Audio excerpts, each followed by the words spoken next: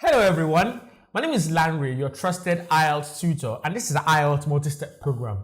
Remember, on our YouTube channel, which is the Prep Plus Ielts TV, we dish out content that is needed for your success journey in the Ielts, tips and strategies that can be used in any of the 4 different areas of the Ielts to achieve your desired score. As is our usual doing here, we run regular speaking tests with chosen candidates where we try to give you a simulation of what you can expect in the actual speaking test. These speaking videos are put on our YouTube channel for you to review, for you to watch, to look at the pitfalls of the people who have been speaking there, and to also pick 1 or 2 things that you can actually apply in your own practice. We're going to be watching one of the videos today, and I'm going to be reacting to it and also reviewing that video. As is our usual here, the tips and strategies that I share at every point when I pause the video are directed at you, our viewers, because it's something that is actionable and something that is needed for you. So please, join me as we enjoy this review.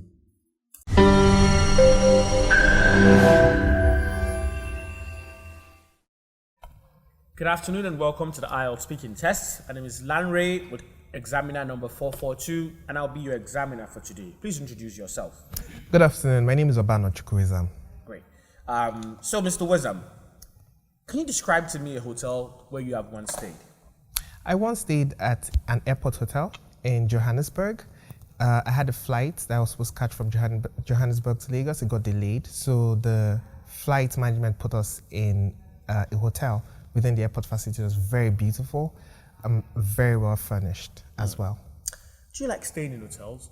I do. There's I call it a magic trick that happens in hotels where you leave your room and then get arranged and you come back. Well, of course, because the room service takes care of it. So I enjoy it very much. Do you think hotels are overpriced? No, I don't think hotels are overpriced. When one factors in the fixed costs involved and all the other operational costs that hotels have to incur to provide the service that they do, I think they are mostly fairly priced. See, what are people's attitudes to the police in your country? People do not they dislike policemen in general. There's a culture of bribery within the general populace, but also amongst policemen. The police force in general has this entitlement culture and tend to be a bit unfair. Now, what are the qualities of a good policeman or policewoman? So I'm going to just hold on here and just review his performance so far.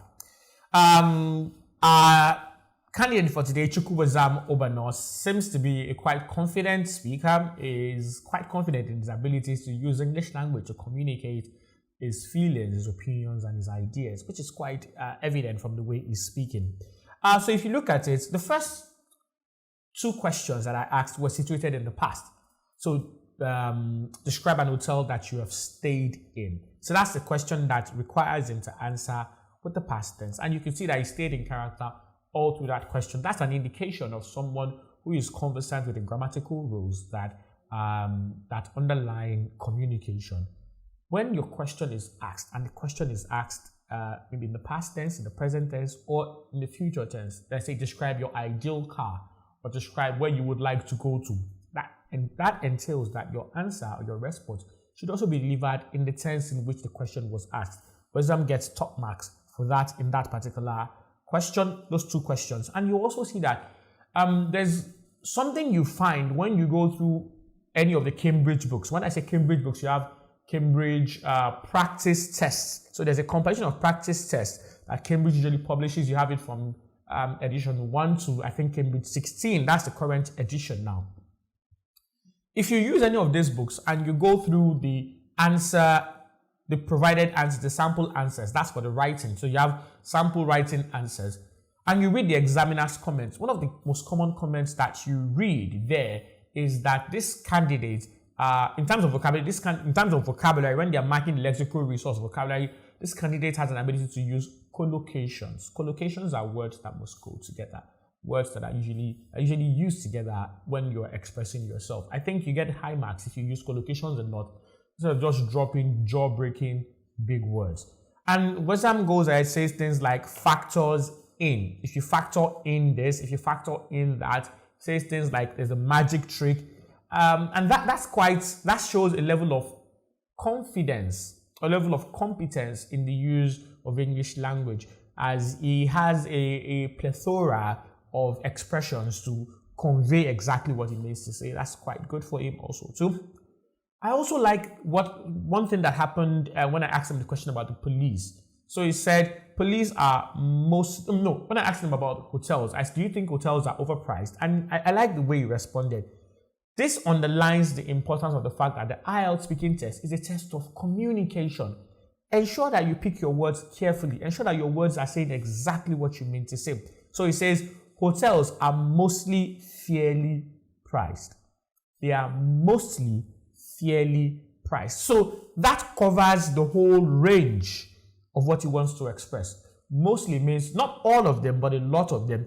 Fairly priced means that they're not too high, but he thinks that it is fair. The price that they put on the services or the goods that they offer is something that he feels is commensurate to the services that they provide. And that expression, mostly fairly priced, conveys that feeling perfectly.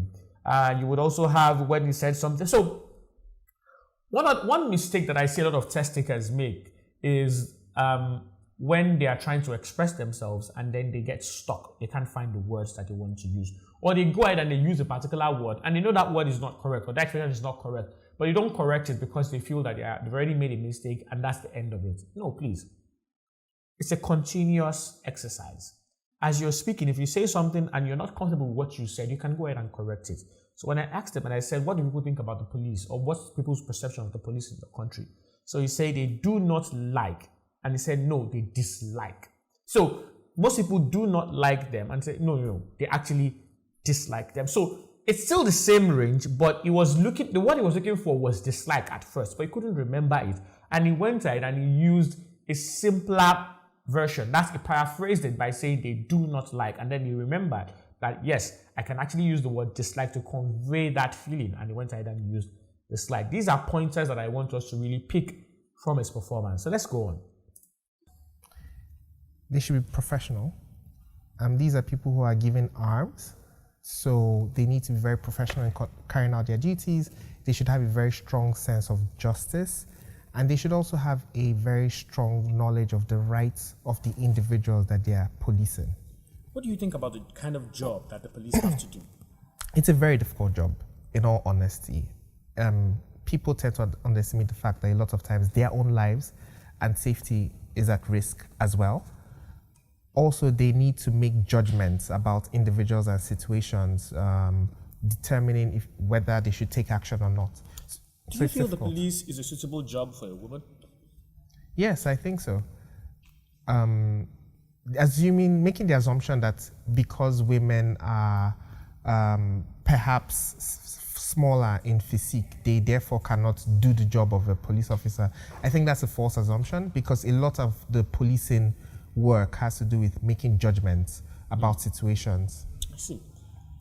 Do you take photographs? I don't. I'm not a professional photographer, but I do take photographs as a hobby. I see. Now, could you tell me one occasion where taking photographs would be essential?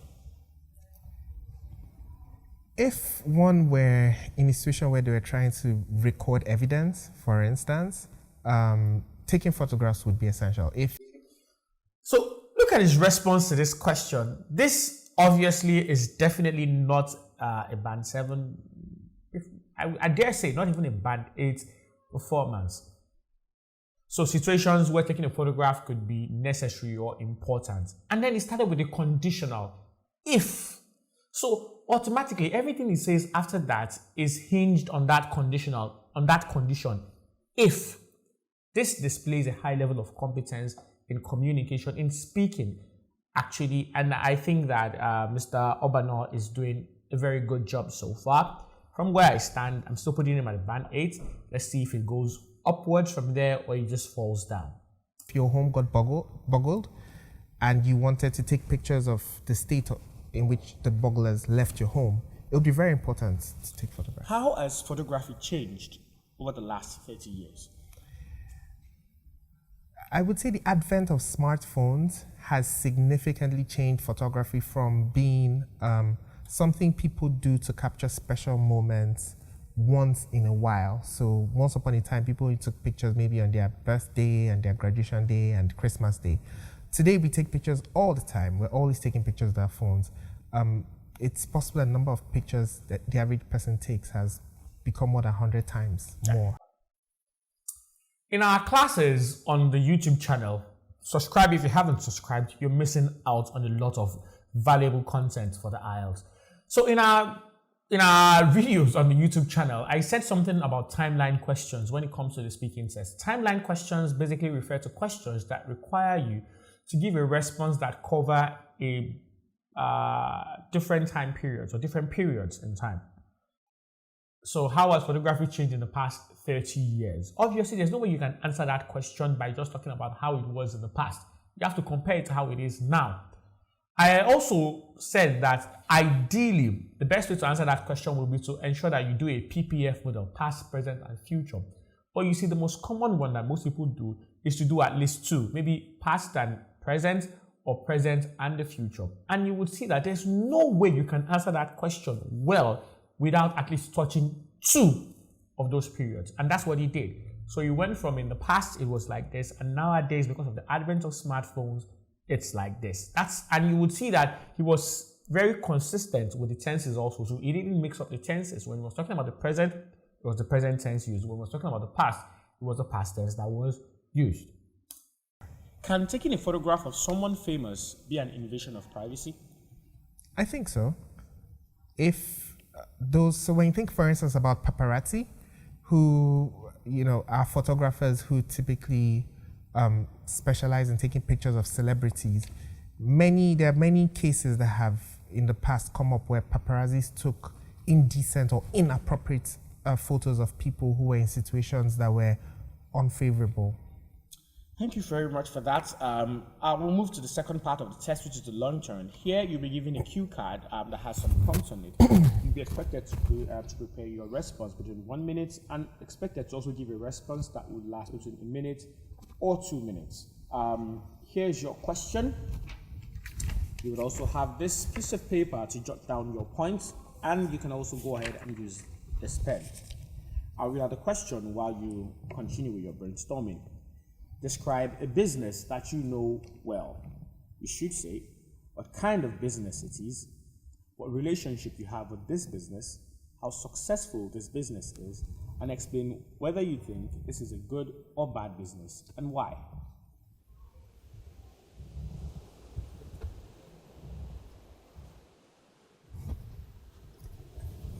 Great. So I guess, yes, we should start now.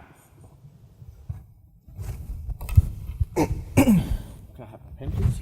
Yes. Thank you very much for that. Great. Please begin. Okay.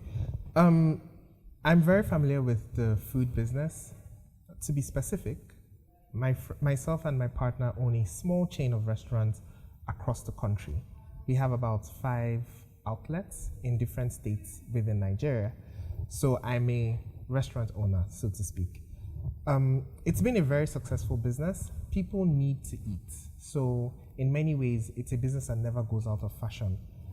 I would say in general, the restaurant business is a good business on average, but there are many other factors that need to be considered. So when you think about margins of the business, you typically have about 60 to 70% margins on the business. So that means the amount of money you spend is usually about 30% of what you eventually make. But then you spend on your cost of goods at least. But then there are other costs to take into consideration, like manpower, operations, cost of electricity, and so on. Where you position or situate yourself in the spectrum matters a lot. So do you want to be a restaurant like a canteen, servicing lower end clients, or do you want to be more of a high-end cuisine? We position ourselves more as a mid-tier kind of restaurant. People can come in at any point in time, have a very nice bit of food. It could be an intercontinental dish or a local meal. It's fairly priced, so people tend to come there with their families just to have a good time. One of the most memorable things I would say has happened since I opened restaurant was a time when we were visited by about 3-4 celebrities, so they came as a group. It was very, very interesting. A number of Hollywood stars. And thank you very much for that. I would like to visit your restaurant one of these days. Let's move on. Yes. You should. Amazing. So you would notice that his long-term response was quite natural. It was sort of rolling off his tongue.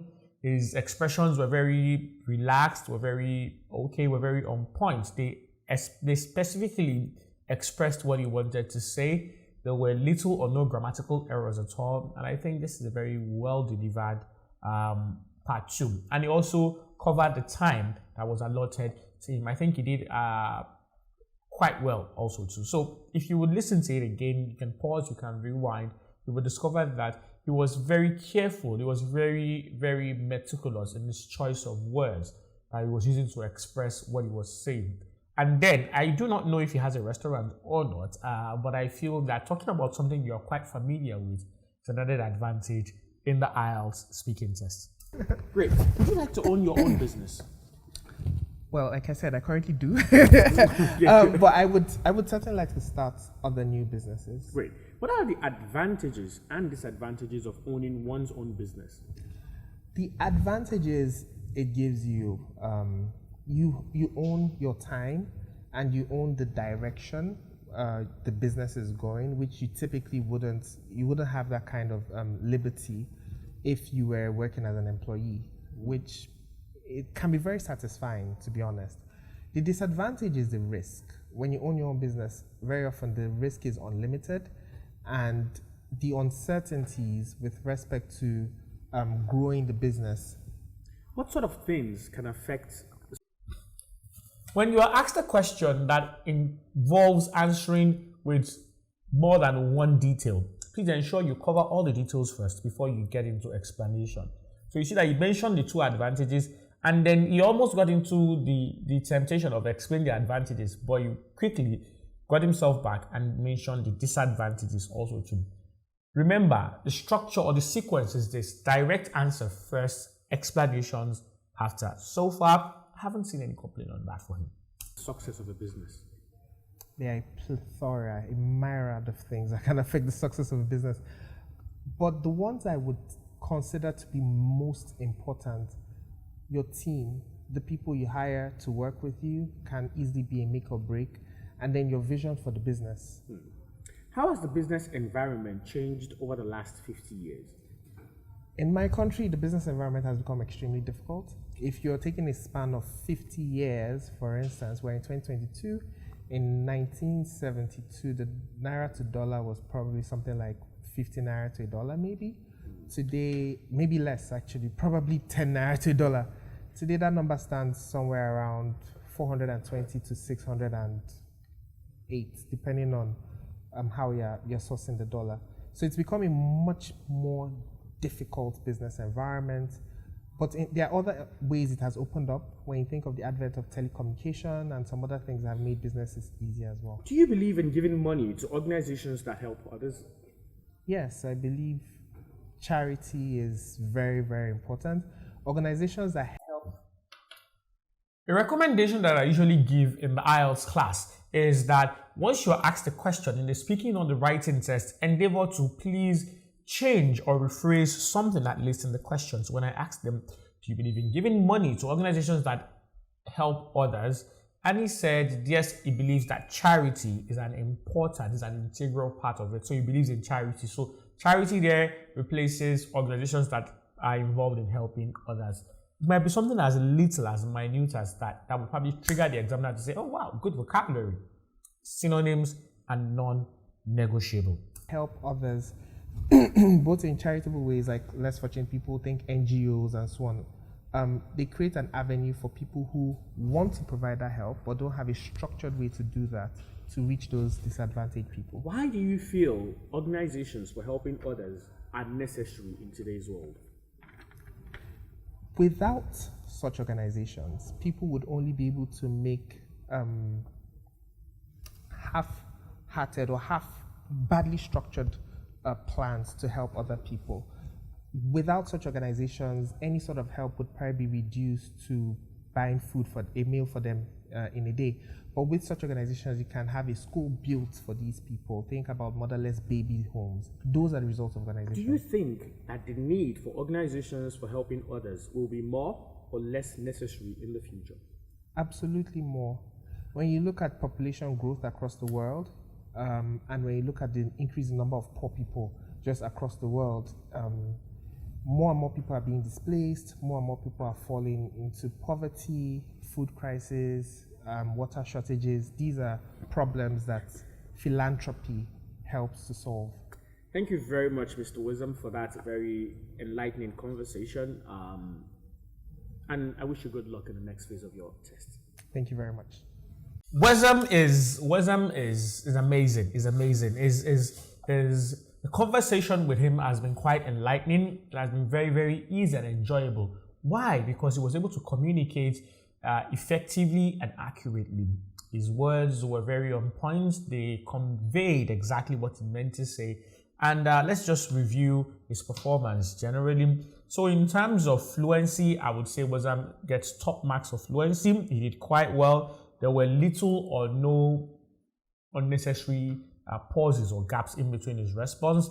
In terms of the lexical resource, it was really, we had words like philanthropy, we had words like half-hearted, we had words like plethora, myriad, we had words like boggled, we had underestimate, we had factor in, we had a lot of quite impressive, ambitious vocabulary used. In terms of pronunciation, his pronunciation was quite intelligible. I don't think any native English speaker would have any problem understanding what he was saying. So I'm really pushed to give him a band 9 for this. I'm really pushed to give him a band 9. Although I would rather settle for a band 8.5. Why? Because I'm just being Nigerian with it. We have a saying here in Nigeria that teachers or educators are quite just wicked unnecessarily, and they try to just downplay your intelligence or your performance just to make themselves feel better. So I'd like you, the viewers, to please decide if I'm trying to downplay Wisdom's performance just because it makes me feel better, or I'm being very, very accurate in that estimation. Wisdom is definitely between a band 8.5 and a band 9. You decide, where should Wisdom stop, or where should Wisdom be put? 8.5 or band 9?